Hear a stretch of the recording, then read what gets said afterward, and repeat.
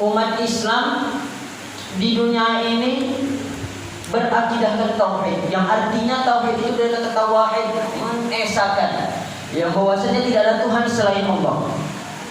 Sekarang kita banyak lihat di muka bumi ini yang namanya liberalisme, sekularisme.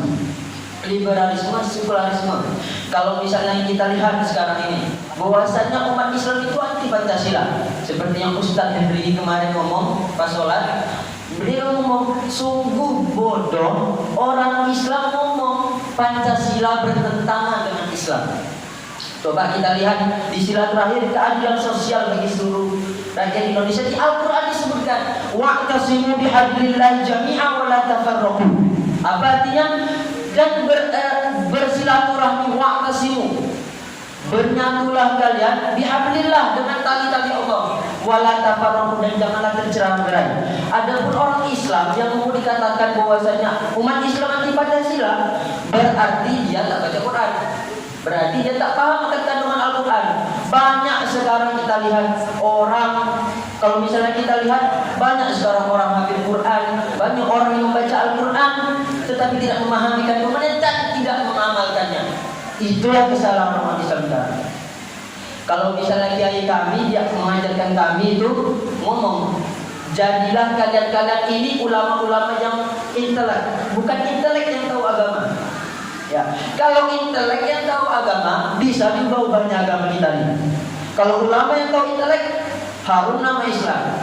Jarang kita lihat, jarang kita dengar, jarang kita profesor dalam bidang mikro atau dalam sains atau dalam bidang astronomi Islam, tapi dia ustaz.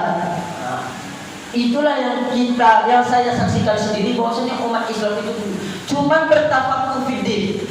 Ya. Dalam surat Allah berkata bahwasanya janganlah kalian itu semuanya pergi berperang. Haruslah ada di antara kalian sekalian untuk tinggal di kampung kita ini atau untuk merantau ke negeri orang lain untuk memperdalam agama. Untuk apa? Waliyunziru qaumahum idza raja'u ilaihim. Untuk mengingatkan kepada orang-orang yang lalai bahwasanya agama kita ini luas, tak sempit. Jadi jangan dengan kata jihad itu perang tak. Jihad di mana-mana. Jihad bukan hanya dalam berdakwah seperti ini, bukan jihad dalam berperang saja. Jihad adalah meninggikan i'la'i kalimatillah, untuk menegakkan kalimat Allah. Jihad bukan hanya dalam mimbar, jihad bukan hanya kita pergi berperang, bahkan ada orang yang mengimplementasikan jihadnya dalam bidang lain. Kalau misalnya kita pernah dengar ada namanya Habib Nurmagomedov, dia ini petarung UFC nomor 1, tak pernah terkalahkan, 29 kali menang tak pernah kalah. Di depan Los Angeles, tahu apa orang Los Angeles? Los Angeles ini negara bagian di Amerika, yang mana itu tempat perjudian terbesar di Amerika kedua setelah Texas. Nah, bisa-bisanya dia ngomong setelah bertarung tuh, dia ngomong lawan musuhnya ini satu kata yang saya sebutin setelah menang lawan anak ini. Alhamdulillah. Saya tahu kalian tak suka saya ngomong alhamdulillah dan berkalian karena kalian Islamofobia. Saya bilang alhamdulillah, Tuhan saya maha besar. Keberanian yang kayak gitu gak semua orang bisa dapat. Mungkin akan terdahulu itu bertafakuh fiddin terlebih dahulu dalam mengembangkan ilmunya. Ibnu Sina itu ahli filsafat, kedokteran, ilmu falak, nahwu, sharaf, ahli semuanya, multi talent. Tetapi Ibnu Sina sebelum dia berdakwah, sebelum dia mempelajari ilmu-ilmu tentang keduniaan, dia belajar dulu untuk cara mendekatkan diri kepada Rabbnya terlebih dahulu. Nah, tetapi sekarang kita lihat banyak orang yang pintar, banyak orang yang cerdas, tetapi karena tak kuat akidahnya, ilmu jadi salah gunakan. Kita lihat kimia itu cuma berguna. Kalau nggak ada ilmu kimia, nggak ada es batu. Kalau nggak ada ilmu kimia, nggak ada penting ini. Tapi ada juga orang beriman, Muslim, tetapi tak kuat akidah imannya, fikihnya tak kuat. Akhirnya dijadikanlah kimianya dia pelajari seumur hidup dia buat merusak sel, buat melolosi penjahat, buat ngebom. Itu kimia semua karena disalahkan dan akidah orang Muslim ini tak kuat. Maka dari itu, pada teman-teman sekalian, Sebelum kita menuntut ilmu, marilah kita kuatkan akidah kita dulu, syariah kita dulu. Karena liberalisme itu memang merajalela. Banyak orang alumni pesantren Pak Bu. Bahkan ada ustaz kami, dia alumni. Itu ada temannya ini anak pondok sebelumnya jadi komunis, naudzubillah. Sungguh kafir orang yang ngomong komunis itu enggak kafir. Sungguh kafir orang yang ngomong komunis enggak kafir. Apa kata-kata kafir? Kafir itu dari kata-kata kafaro. Kafaro itu bahasa Arab banyak, salah satu artinya kafir, satir, menutup. Apa yang ditutup orang kafir ini? Mereka menutup hatinya untuk mengakui bahwasanya Allah itu Tuhan mereka. Maka nggak ada alasan kalau misalnya ada nih orang kafir ini orang Islam itu orang kafir namanya. Ya, ada orang kafir misalnya. Orang kafir ini berbuat baik ya, sedekah, sholat, zakat, puasa lagi ikut umat Islam. Berarti diterima ibadahnya di sisi Allah. Wah, tunggu dulu Pak Bu. Orang aja kalau belajar di sekolah, mumtaz dia, excellent dia. Pendidikannya tinggi, naiknya tinggi, dapat beasiswa dan segala macam. Sama aja kalau misalnya dia tidak daftar sama kuliah itu dulu, sama universitas itu, dia nggak akan lulus sebelum dia daftar. Nah, itulah pengibadatannya kalau misalnya ada hal seperti itu. Nah, kadang orang-orang liberalis macam-macam pula, Bapak Ibu. Nabi Musa nya agamanya apa? Nabi Musa. Kan dia Nabi Musa ini bawa kitab Taurat. Nabi Isa Injil. Ya, Nabi Isa Injil agama apa nih bawa sama Nabi Muhammad, Nabi Musa, Isa, Ibrahim? Agama Islam. Bukan agama Yahudi. Yahudi itu kaum yang didakwahi sama Nabi Musa. Sedangkan Nabi Musa dan Nabi Isa itu adalah Islam. Maka Nabi Ibrahim Yahudian wala Nasraniyan, walakin kana hanifan muslimah. Nabi Ibrahim itu bukan dia Nasrani, bukan dia juga Yahudi, tetapi dia hanifan muslimah, tetapi dia seorang muslim. Nah, sungguh sebenarnya kadang kalau misalnya kita dengar karena dia mau Taurat, Nabi Musa mau Taurat, dibilanglah Nabi Musa itu agama Yahudi. Karena Nabi Isa bawa Injil, dibilanglah Nabi Musa itu Nabi Isa itu bawa Injil, dibilanglah Nabi Isa itu agamanya Kristen Nasrani. Nah, itu yang perlu kita ketahui. Nah, kadang orang-orang seperti itu yang pergaulannya bebas, orang-orang yang mungkin lebih mementingkan logikanya, terkadang akan terbawa oleh pemahaman seperti ini. Kayak misalnya ada orang berkata Adyan as-samawi, agama-agama lain. Tak ada agama-agama lain itu. Adanya agama itu satu, cuma Islam. Yahudi, Nasrani itu tak ada, Islam adanya. Makanya kita disuruh beriman kita sama nabi-nabi sebelumnya, Nabi Musa, Nabi Isa. Ditanya sama orang kafir, ente disuruh beriman sama Nabi Musa. Nabi Musa itu bawa kitab anak, kata orang Yahudi. Dia bawa kitab Yahudi, dia bawa kitab Taurat. Ente beriman, kata dalam rukun iman ada iman kepada Nabi. Salah satunya Nabi ente Isa, bagi kami Yesus. Nah, Isa ini dia bawa Injil, kitab kami, berarti dia harus beriman juga sama kitab kami. Kayak gini Pak, harus kita batasi pemikiran seperti ini. Dengan apa? Dengan tafaqquh fiddin, dengan yang namanya mempelajari agama kita sedalam-dalamnya. Kita sebagai umat muslimnya harus punya amalan-amalan tersembunyi. Amalan-amalan tersembunyi ini amalan yang mana tak perlu kita lihat ke orang. Namanya amalan tersembunyi, tak usah dilihat ke orang. Dalam hadis Arba'in ke-38 Allah berkata, saya mencintai hamba saya apabila dia melakukan perbuatan-perbuatan yang saya wajibkan kepada dia, dan juga melaksanakan ibadah-ibadah yang saya sunahkan kepada dia. Dan apabila saya mencintainya, sebelum redaksi ini ada Allah berkata, saya akan mengumumkan perang kepada orang yang memusuhi wali-wali itu. Siapa wali Allah ini? Yaitu adalah orang yang dicintai Allah dan dia mencintai Allah, dan dia adalah orang yang mengajari kewajiban Allah serta menjalankan sunnah-sunnahnya. Dan apabila Allah telah cinta kepada seseorang, maka Allah akan menjadi basir. Allah akan menjadi penglihatan yang mana dia melihat dengannya. Tangannya yang untuk memukul itu adalah tangan Allah. Kaki buat dia melangkah itu adalah kakinya Allah. Di mana dia melangkah itu adalah langkahnya Allah. Dan apabila dia meminta, pasti niscaya akan aku kabulkan. Dan apabila dia ingin berkehendak, itu kehendak saya. Itu kata hadis Arba'in 38. Hadis riwayat Bukhari. Sanadnya sahih. Jadi apabila kita lihat ada orang anak-anak Palestina tiba-tiba dengan ketapel bisa hancurkan tank, itu bukan tangan manusia tersebut, itu adalah tangan Allah, nasrullah, pertolongan Allah. Kenapa? Karena Allah sudah cinta sama dia. Ada orang yang sombong dimasukkan ke dalam surga, dia ngomong, ya Allah kenapa saya dimasukkan surga? Walaupun 70.000 tahun, walaupun 100 tahun saya sudah beribadah kepada Engkau, kenapa saya masukkan surga? Tak pantas saya. Dimasukkanlah orang yang tadi dimasukkan surga di dalam neraka. Kenapa? Kamu tidak usah merasa saya masukkan kamu tadi itu karena ibadah kamu. Saya masukkan kamu ke dalam surga karena saya cinta kepada kamu. Tapi telah kau hapuskan cintanya kepada kamu karena kamu congkak merasa dan kamu selalu tahu ibadah itu. Diriwayatkan dari Syekh At-Tamimi dalam kitab Tauhid, dia berkata 70.000 orang, kata Syekh At-Tamimi di dalam kitab Tauhidnya, dia berkata 70.000 orang aja yang pertama kali masuk surga, yang tanpa hisab, yang tak suka masuk neraka. Ingat, orang hisab, wala tamutunna illa wa antum muslimun. Kenapa Allah ngomong kayak gini? Jangan kamu mati sampai kamu jadi Islam. Islam itu apa? Syahadat. Jangan kamu mati sampai kamu jadi seorang Islam. Kenapa? Orang yang tak masuk Islam, yang tak bersyahadat tidak akan masuk surga. Tetapi masalahnya kapan kita masuk surga? Sedangkan Syekh At-Tamimi dalam riwayat Al-Bukhari berkata, cuma 70.000 orang yang masuk pertama surga itu. Sisanya diazab dulu sampai dia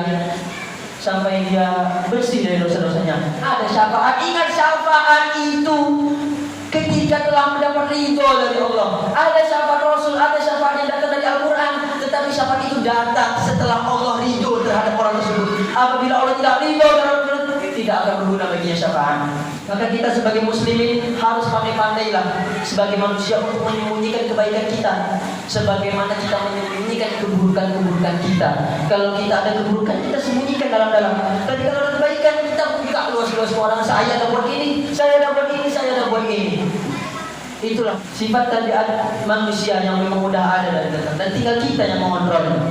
Dan ada kata orang yang namanya setan itu dikurung di neraka. Kok kita masih kena ada manusia ada ini? Karena itu adalah ego kita, itu karena itu adalah hawa nafsu kita yang tidak bisa dikekang. Itu adalah sifat tabiat muslim.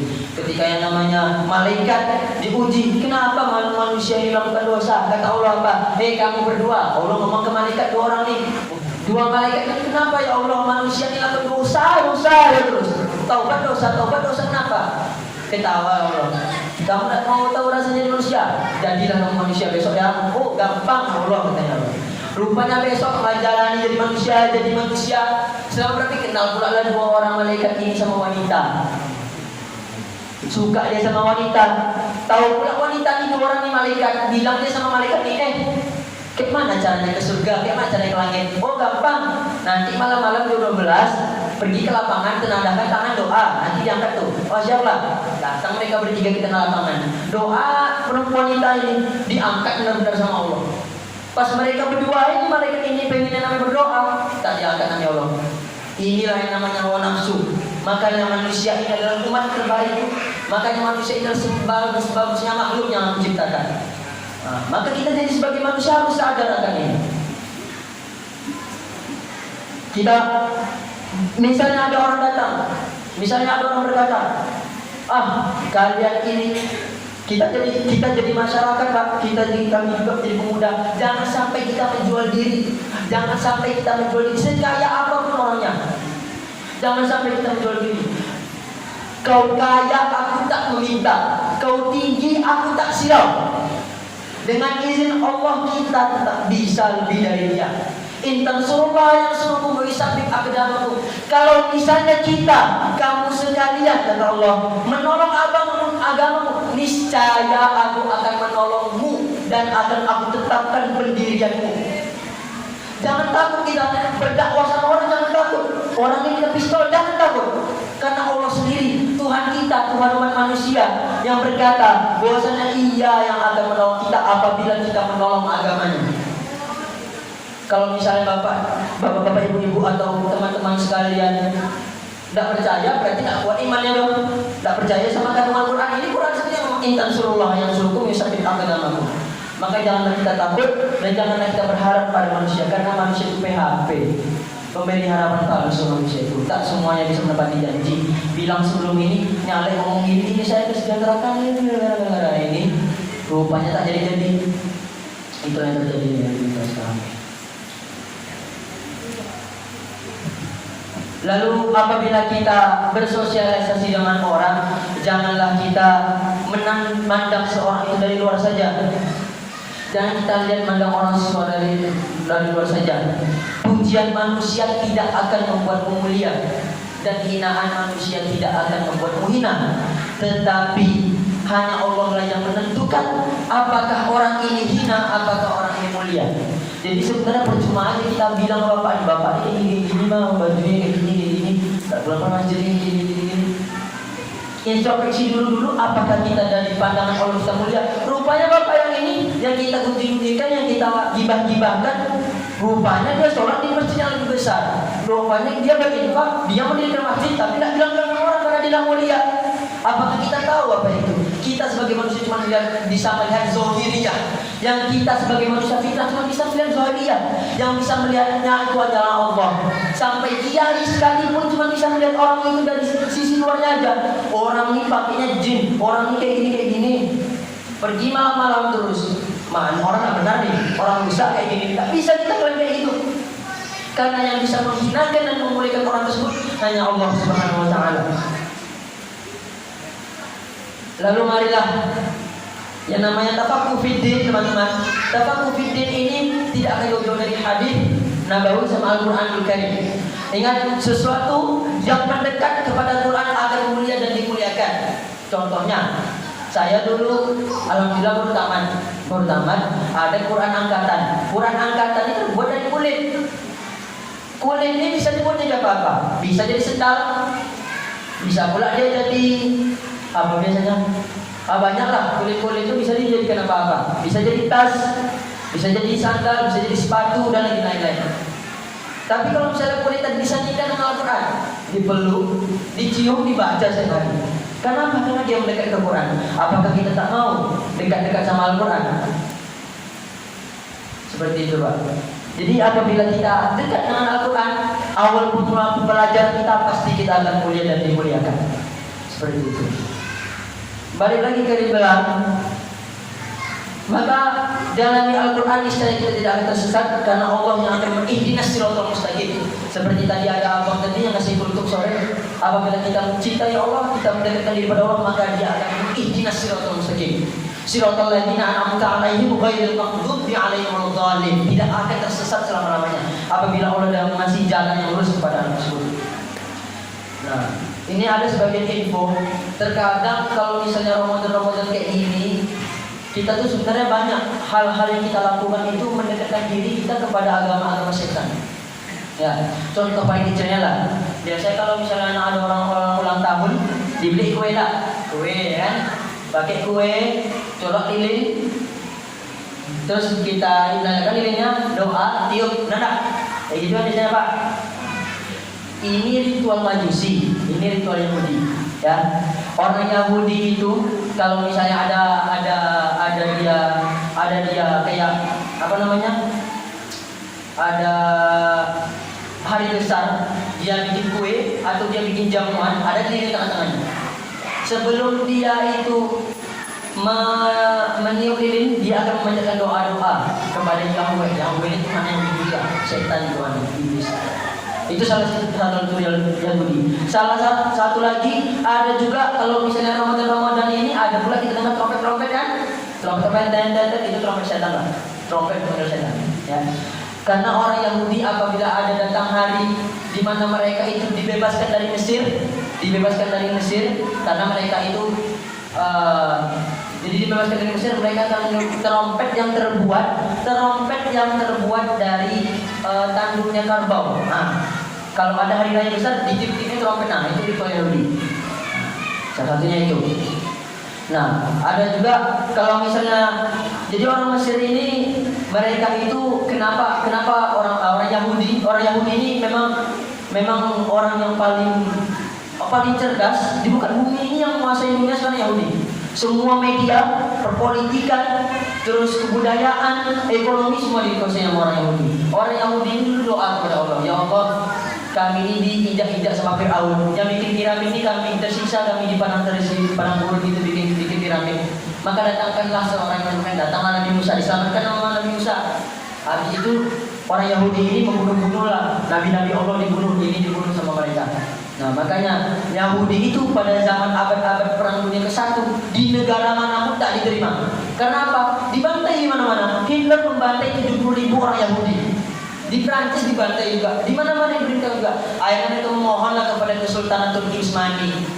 Sultan, kasihlah kami itu daerah sedikit di Palestina. Dikasihlah sama kami. Karena nggak diterima di mana-mana. Makanya lah yang namanya Israel itu tempatnya orang Yahudi, karena mereka tidak diterima di mana-mana. Karena itu adalah azab yang Allah berikan karena mereka membunuh para nabi. Nah, seperti itulah singkatan Yahudi. Maka wahai hadirin wal hadirat yang dirahmati Allah, maka kita harus yang namanya mendalami agama ini secara dalam, dan jangan sampai kita akan buta akan apa yang ada di sekeliling kita. Dan marilah kita mengikatkan potensi diri kita sendiri. Sebagaimana yang kita lihat, ulama-ulama telah membangkitkan yang namanya dakwah. Ustaz Abdul Somad dari negara kita sendiri yang telah membangkitkan, alhamdulillah. Maka senantiasa kita untuk yang namanya meninggikan kalimat Allah dan tidak berpegang teguh kecuali hanya kepada kalimat la ilaha illallah, la ilaha illallah. Mungkin ini saja yang dapat Habib sampaikan. Mungkin kayak agak kemana-mana, tapi intinya satu, Habib cuma memberitahu apa yang telah Habib belajar selama ini. Kalau dapat kesalahan itu datangnya dari Habib. Kalau misalnya ada kebenaran, itu cuma Allah yang memberikan hidayah. Habib habis ini ngomongin itu Allah yang kasih tahu, bukan dari Habib sendiri. Maka tak ada yang hebat selain Allah. Manusia tak hebat, yang menghebatkan manusia itulah Allah. Yang membuat manusia mulia adalah Allah. Wabillahi taufiq wal hidayah. Assalamualaikum warahmatullahi wabarakatuh.